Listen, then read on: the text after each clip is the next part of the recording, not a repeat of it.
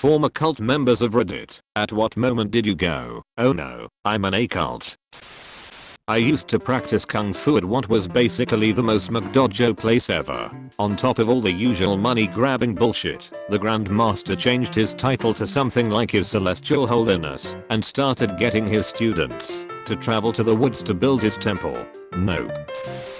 Was accidentally in a religious cult. I would see how the pastor would treat non-members and members that didn't comply with what he wanted, and I would think, I hope he doesn't start acting this way towards me. He would berate people, gossip, expect us to stay at his house until late hours, forbid us to hang out with non-members, and he even asked me to move in there when I already had my own place. I noticed it was a cult when I told them I was hanging out with an old friend, and they proceeded to ask why was I doing that and that they were my friends.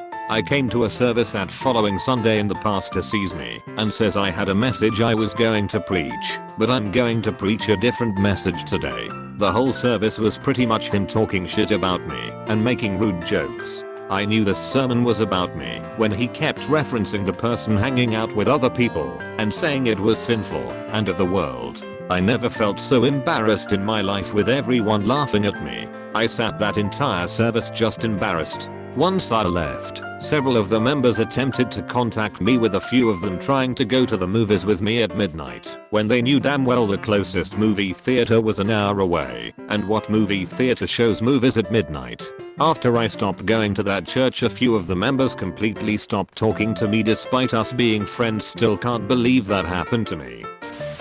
My time with Primerica. Weekly events that had long moments of clapping and loud music.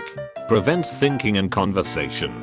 Big events with clapping, music, doing things like the wave. Prevents thinking, conversation, and encourages conforming.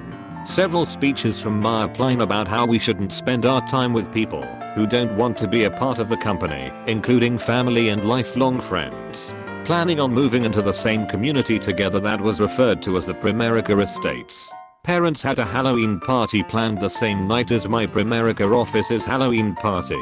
I was chewed out for picking family over company. We traveled to events out of state. It was frowned upon for us to travel on our own. They wanted us to go on a bus or van together. The idea that someone would be happier doing something other than Primerica? Comical. Surgeons, lawyers, military officers, scientists, all would be better off joining Primerica and giving up their jobs. Had an accident when I was 12 that injured my back. Sitting hurt. I convinced my mother to allow me to walk around during the multi-hour long services in the library/overflow room downstairs that had a speaker blaring whatever was going on at the pulpit. In that library was all the original cult publications from 80+ years previous. No one ever paid any attention to them, but I was a voracious reader. They were into some wackadoo shit at the beginning that totally contradicted the current teachings. Pyramid power, numerology. I never said anything because it was a closed society and questioning meant total shunning, but from that point on I was aware that it was all garbage, and I spent most of my time planning my escape. When I finally publicly called bullshit 6 years later, I lost everyone and everything. Life sucked for a while, but 10/10ths would do it again. Don't answer the door when Jehovah's Witnesses come knocking, especially if you have children. They're hiding tens of thousands of pedophiles in their ranks. FN weirdo doomsday bastards. Obligatory not me, but my friend's grandfather was a farmer growing up, think 1940s or 50s. It was kind of a remote town, but he would talk to other farmers and buyers when he went down to the market. One day, an acquaintance of his tells him that they're having a meeting with whole bunch of other farmers and farm hands, and that he should come and join. My friend's grandfather, thinking it's some sort of farmers alliance, is like, sure, why not? Friend's grandpa goes to the meeting and is a bit confused when it's not about farming at all. It's a KKK meeting. He has a no crap, I'm in a cult moment, but waits till it's over because he doesn't know what will happen if someone sees him trying to leave. Meeting ends. He goes home. Dude tries to invite him again, and friend's grandpa nopes out of there. Edit. Some have brought up that the KKK isn't a cult, but more of a hate group/gang. I always thought it was a cult, but hey, you learn something new every day. Carry on. Mine wasn't a typical definition of a cult, but I realized Jehovah's Witnesses were pretty delusional by about 12 to 13 years old. Took me a few more years to get out due to my father being an elder and someone who had no problem physically forcing his son to go to meetings and out in service. Door knocking. Sounds like a corny fake scenario, but it took me being tough enough to fight him off. Was asked to leave the house at 17 while still in grade 12, so I did. I had a job and had an older friend to live with. That's when I realized it was, in my opinion, a cult. That you would turn on your son because he didn't believe what you believe. That you would beat your son because he was being bullied at school and couldn't stand door knocking anymore in his own neighborhood where he encountered classmates either at their homes or as they were riding their bikes down the street on a sunny Saturday morning with me walking with my dad in a suit and tie with a briefcase full of maniac ravings about living forever. When they said I'm going to marry someone from Korea, when I said no, they said they already bought the plane tickets. I was actually in a church that transformed slowly into a cult. They just slowly started doing more and more miracle things and being open more and more days open with encouragement to be there for those days.